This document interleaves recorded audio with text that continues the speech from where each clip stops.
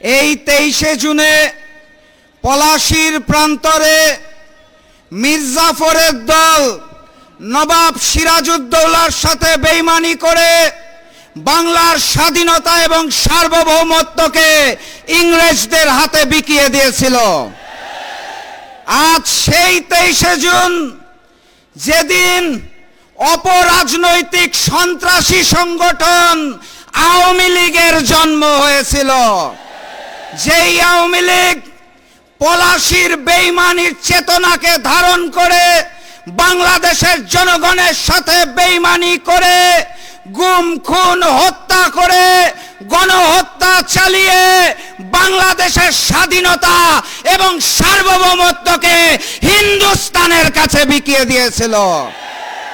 আজকের এই 23শে জুনে এই ঐতিহাসিক বিজয়নগর পল্টনে আমাদের সকলকে শপথ নিতে হবে, এই যুগের নতুন মির্জাফরেরা, এই যুগের নতুন শেখেরা যারা বাংলাদেশের স্বাধীনতা, সার্বভৌমত্ব এবং মানচিত্রকে বিকিয়ে দিতে চায়, তাদের বিরুদ্ধে লড়াই হবে ইনশাআল্লাহ।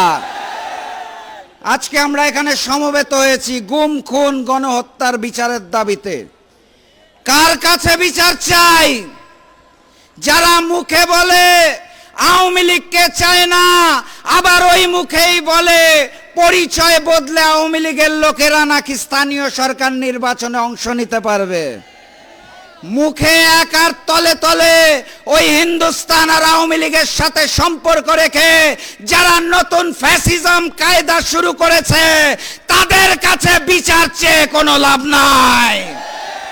ওসমান হাদির হত্যাকারীরা কোথায়? গণহত্যাকারী ফ্যাসিস্ট শেখ হাসিনা কোথায়?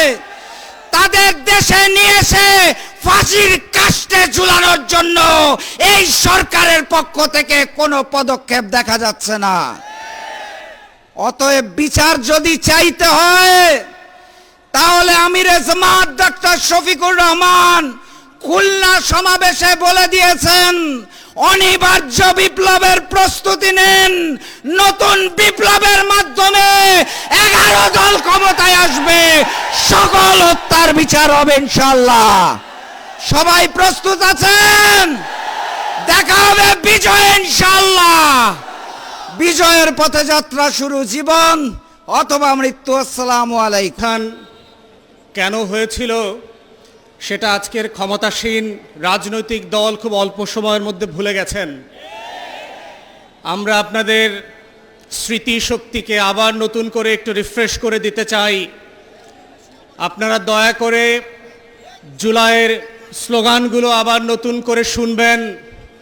দেয়ালে দেয়ালে আমাদের শহীদেরা রক্ত দিয়ে যেই স্লোগানগুলো লিখে দিয়েছিল, যেই আগামী বাংলাদেশের বুনন তৈরি করেছিল, সেগুলো আবার নতুন করে বিমানে যেতে যেতে মোবাইলে শুনবেন এবং পড়বেন। স্মৃতিভ্রম এমন একটা জিনিস, ক্ষমতার ছানিতে সেটা চোখে পড়ে না, এবং চোখে না পড়তে পড়তে ছানিটা এত মোটা হয়ে যায়, দিন গুনতে গুনতে মনে হয় আবারও নির্বাচনের তারিখ চলে এসছে।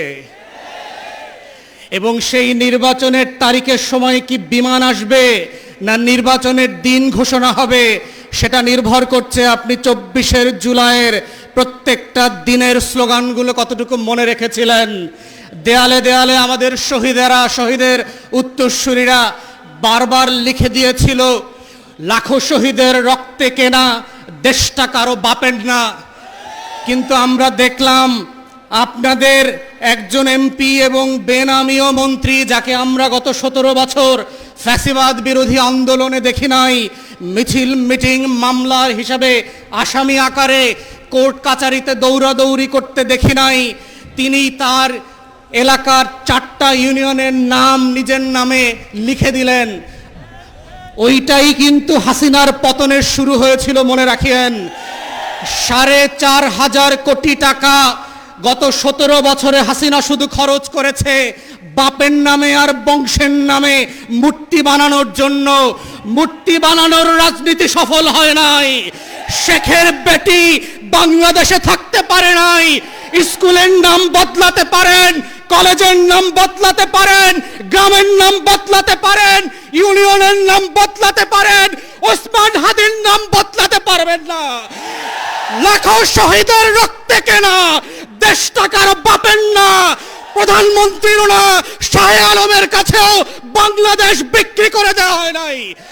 অতএব আজকে যারা বিচার নিয়ে ছিনিমিনি খেলছেন, বাংলাদেশের ইতিহাসের অন্যতম যোগ্য ব্যক্তিকে আইসিটির প্রসিকিউশন থেকে সরিয়ে দিয়ে একটা অযোগ্য দালাল দলীয় লোককে দিয়েছেন, তিনি আজকে বলছেন তিনি নাকি বিচার করতে ভয় পাচ্ছেন। আপনার যদি এত ভয় লাগে আপনি এই খাতায় নাম লেখাইলেন কেন? যারা ভীত তারা তো ওই পারে পালিয়ে গেছে। নতুন বাংলাদেশ সাহসী শহীদদের জন্য, আবু সাইদ মুগ্ধের জন্য, যারা বিচারকে নিজের শাহাদাতের সম্মাননা আকারে নিয়ে এই ফয়সালা করবে, যেটা আপনারা করতে পারছেন না, দালালি করছেন। তাই আজকে এই জায়গা থেকে মাননীয় বিরোধী দলের নেতা এবং সংসদ সদস্যদেরকে আমরা আহ্বান করছি, আপনারা সংসদে 4টা গণহত্যার জন্য স্বাধীন কমিশন করে আবার দাবি করবেন গুম খুনের বিচারের ওপেন পাবলিক হিয়ারিং হতে হবে। যেটা আমেরিকাতে, পশ্চিমা দেশগুলোতে যেই গণশুনানি হয়, গত 17 বছরের হাজার হাজার গুম হয়ে যাওয়া লাশ পর্যন্ত, স্মৃতি পর্যন্ত হারিয়ে ফেলা মানুষদের গল্প এই বাংলাদেশের 20 কোটি মানুষের ঐতিহাসিক স্মৃতি সংরক্ষণের জায়গা থেকে স্মরণে রাখতে হবে। এই কমিশনগুলো বিটিভি এবং সংসদ থেকে লাইভ করতে হবে। জুলাই জাদুঘর অবিলম্বে ওপেন করে দিতে হবে জাতির কাছে। জুলাই স্মৃতি শহীদ স্মৃতি ফাউন্ডেশন, তার কর্মকর্তা কর্মচারীরা গত 4 মাস ধরে বেতন পায় না। মাননীয় বিরোধী দলীয় নেতা, বিরোধী দলীয় চিফ হুইপকে বলছি, বাজেট সেশনে অবশ্যই আপনাদেরকে এইটা সংসদে রাইজ করতে হবে। কোটি কোটি লক্ষ লক্ষ কোটি টাকা লুটপাটের বাজেট হয়। আমার 24-এর শহীদদেরকে নিয়ে যেই ফাউন্ডেশন কাজ করছে তারা 4 মাস ধরে বেতন পায় না। এটা লজ্জার বিষয়, লজ্জা হওয়া দরকার সরকারি দলের, যাদের রক্ত দিয়ে আপনারা ক্ষমতা এসেছেন। আমরা সেই দিন বদলের রাজনীতি করতে চাই। মাথায় রাখবেন, বিমান কিন্তু সকল প্যাসেঞ্জারের জন্যই টিকিট কেটে দেয়। মনে রাখবেন, শুধু একটা ফ্লাইট চলে গেছে বলে নতুন কোনো ফ্লাইট হবে না, সেই দিন কিন্তু হবে না। আপনারা ভুল করবেন, আপনাদের জন্য আবার বিমান রেডি করা হবে জনগণের টাকা এবং রক্তে।